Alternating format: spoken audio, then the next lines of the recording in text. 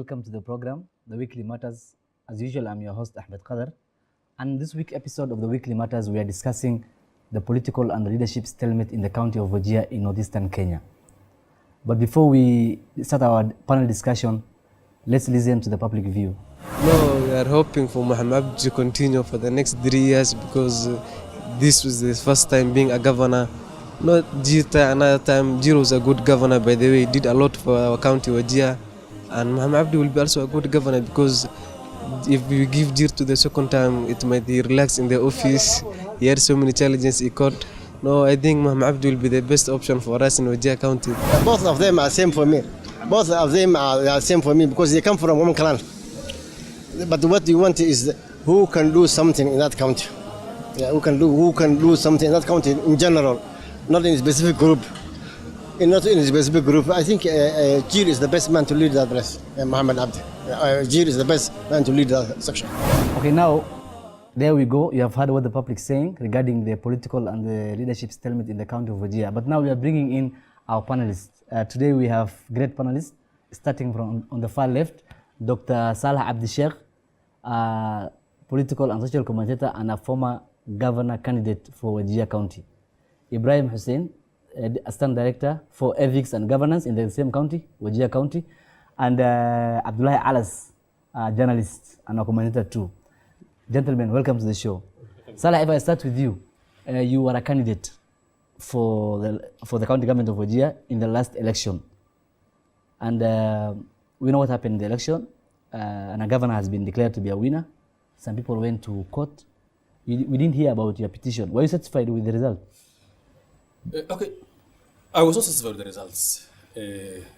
I said so in public that I was not satisfied with the results, but you know, when an election takes place, there is the winner and there is the runner-off, and there is the people who are next. There is sort of a hierarchy of the candidates who actually what they got.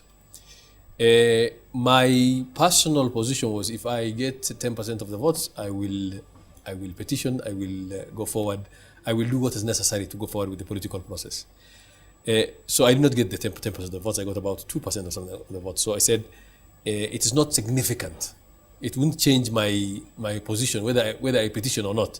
It wouldn't change my position because I will still get probably 4% or 5% of the votes, even if I go on with the petition. So that's why I did not participate in the petition. But the petition itself, I see it as valid because if I feel aggrieved and I had very insignificant votes in the bigger picture, then it means anybody who had who was maybe runner-up or who had a significant portion of the votes probably suffered more irregularities than I suffered. So I believe the petition was on cause, and the petition is a legal process. It is not a personal process. It is impersonal. It is a legal process. It passes through the judiciary. People present evidence to the courts to prove that there was a irregularity, there was a problem with the election, in the hope that there will be justice and there will be redress. Okay, and Abdullahi Alas, rather, Dr. Salah has said, and it's upon the court, basically, if I got his point, to prove whether there were irregularities or not, and there are already a matter before the courts regarding the Wajir elections. But as we know, the Supreme Court has suspended any election right now because the current governor has appealed, and we don't know what's likely to happen. But if you were to summarize, what is the take of the people of, or rather the county, as a journalist who work in the region? Do you think the current governor deserves to be there, or there should be a by-election in the first place? Well, I think first of all we need to start that going to court is a constitutional right for every Kenyan, and it is also the most civilized way to look for redress. So going to court is the best thing you can do if you're not satisfied. If you see what happened is that the High Court, there was a judgment.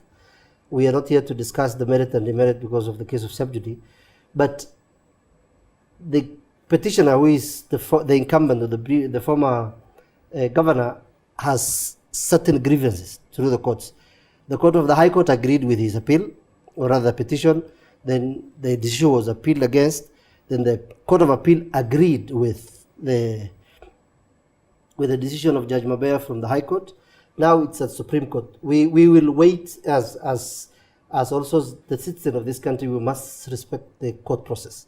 So we cannot go to the merits or demerits. But I think whether we should go for by-election or not, that will wait from the courts. Whether he deserves or not, the people of Wajir have spoken.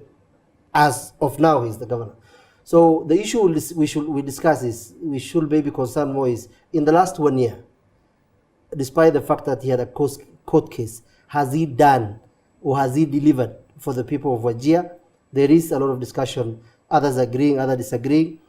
And I think what needs to happen in this country is, Wajir does not live obliviously alone. We live in a region which is northern Kenya. We live in a country that is called Kenya. The Salah and I were just discussing before we came on air that we don't have elections in this country.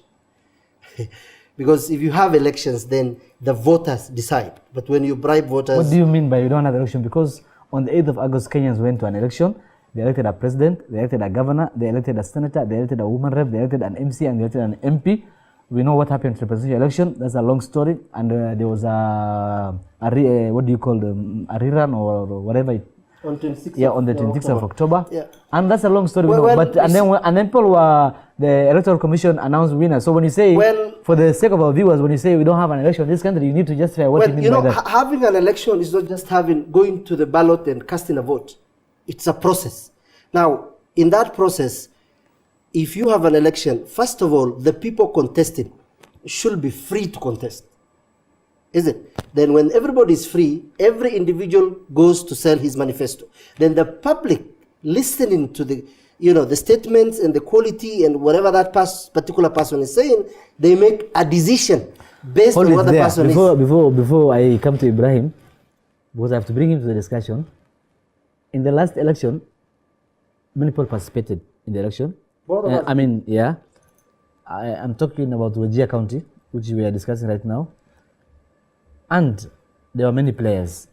But now if you compare that to 2013, and having in mind the region where we come from, in 2013, the current petitioner of the Wajir gubernatorial election, the leading petitioner, who was a former governor, people will say when he was declared the winner, and there was talk, and that no one gave him a run or for his money or sort of to destabilize him, if I may, and that's in quote, the word destabilize. Do you think the current governor, some people will say he was not given the chance to serve despite being declared the winner? Will you agree with that statement? I think, I think you have put together a lot of things in the same question. One of them is the same idea that he was expressing, which is it just an election, or is it an election in which there are choices? An election in which the candidate has a choice, the voters have choices, or is it predetermined by other factors? Okay, what he was expressing is, and what I have always expressed is, elections in northern Kenya are determined by two things: yes, money and clan. Yes. And in some places where I went, there was no election. Yes. There was no actual election. Yes. In some places in Wajir, there was no election.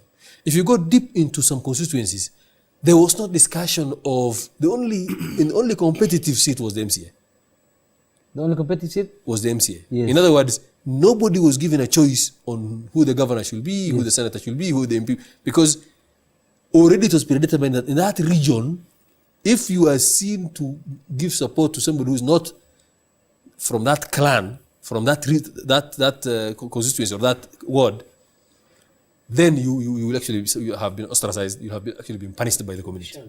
So in some places there was even fear of violence. You and I know very well. Dr. Salah, you and I know very well that in northern Kenya, maybe I think it applies to other places also in part of the country, in some places in Kenya. Yes. But it's common in the pastoralist communities. Yes. You and I know very well that election, apart from the political parties and other stuff, that people who becomes what in the political ladder of this country, as far as northern Kenya is concerned, is determined under Acacia tree, if I may use that. And you know very well. Now, even with that, do you think the current governor and I still come back to my original question. I was coming to that. Do you think Yes. he was given a chance to serve? Even the 1 year, because Alas said that did he do anything in the last 1 year? And the public view could be disagreeing with us or agreeing with us. But do you think whoever lost the election gave him a chance to serve? Actually, in 20, let's start with 2013. Yes. 2013, there was a petition. Yes. Yeah, the third candidate actually petitioned. Yes. He went to court. Yes. The court determined that the petition was frivolous. That's how it was determined. In this year, 2017, there was a petitioner. It was the second person, the former governor. The petition is still in court. It's just that the process has taken longer, but nobody was given a chance to serve, or nobody was given anything on a silver platter. Okay, why I bring the chance to serve thing is... So the question is, was he given a chance to serve? Yes. He is the governor. He's the one who makes decisions at the government house in Wajir.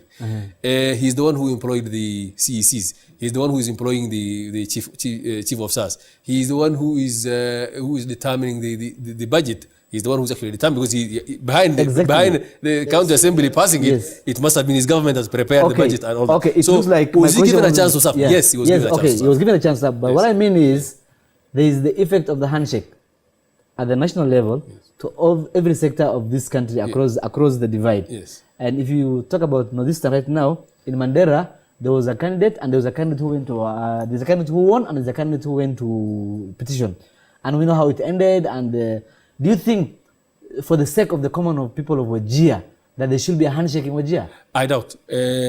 One, there was no handshake in Mandera. It was determined by the courts. It's just that the people who lost in the courts did not proceed to the next level, because they didn't. In this case, the people who lost at the courts are the ones who proceeded to the next level, and who proceeded to the third level. So I don't think the handshake has no effect in Northern Kenya. Fair enough. It's just the people who lost at the courts. Yes. Did not proceed to the second level. To the second level. Fair enough. Now, Ibrahim, I come to you.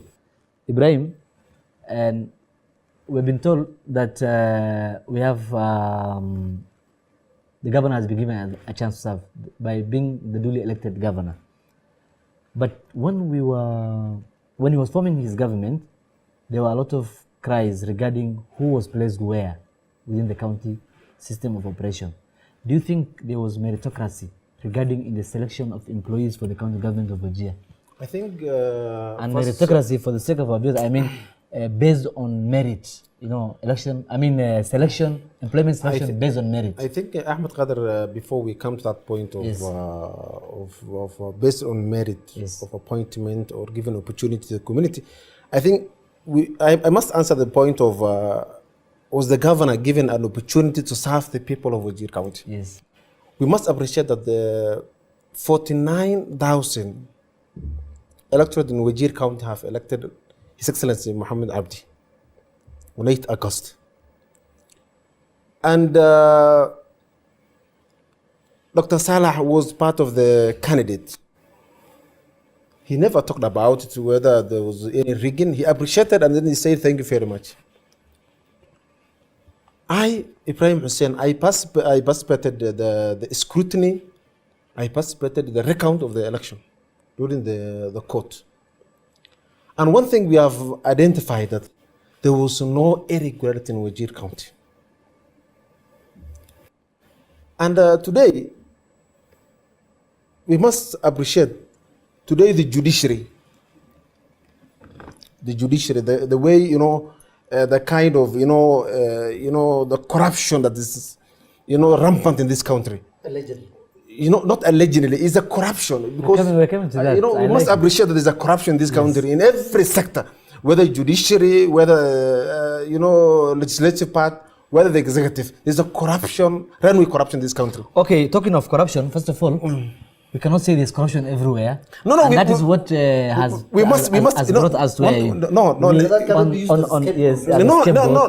the issue of corruption. We'll come back. We don't have time. We'll come back. We will come back. What I want to say is, because we have not been given the opportunity, based on those scrutinies and recount that we have conducted and seen, the High Court has not did a favor for the people of Wajir County. And I therefore believe His Excellency Muhammad Abdi deserves a chance. Because 2013, if I may come to 2013, there was a rigging. And the former governor, Ahmed Abdullahi, only won 4,000. And as one of our supporters, with a margin of 4,000. And as a supporter of Muhammad by then, we didn't believe, because there was a complete rigging that we knew. But we said, for the interest of the common Wananchi, and since we have a devolution, then let's give the people a chance and let Ahmed lead. But right now, fair enough. I think we need to give chance opportunity to the governor, yes, so that he can serve 10 years. Okay. And I would like to remind our viewers that the show is just getting hot, rather lit. And we are going for a short break. But as usual, we are also live on our Facebook page, Horizon TV Kenya. Twitter at Ahmed Qadar1, at Horizon TV Kenya. What's your Twitter handle? At Bash Hasla. Bash Hasla, and you? Prime Africa Law. I have no Twitter account as at the moment. Salah used to be on Twitter, but unfortunately, I don't know why he left Twitter. So we are going for a break, but we are live on our social media platform. Stay with us. We'll be back shortly.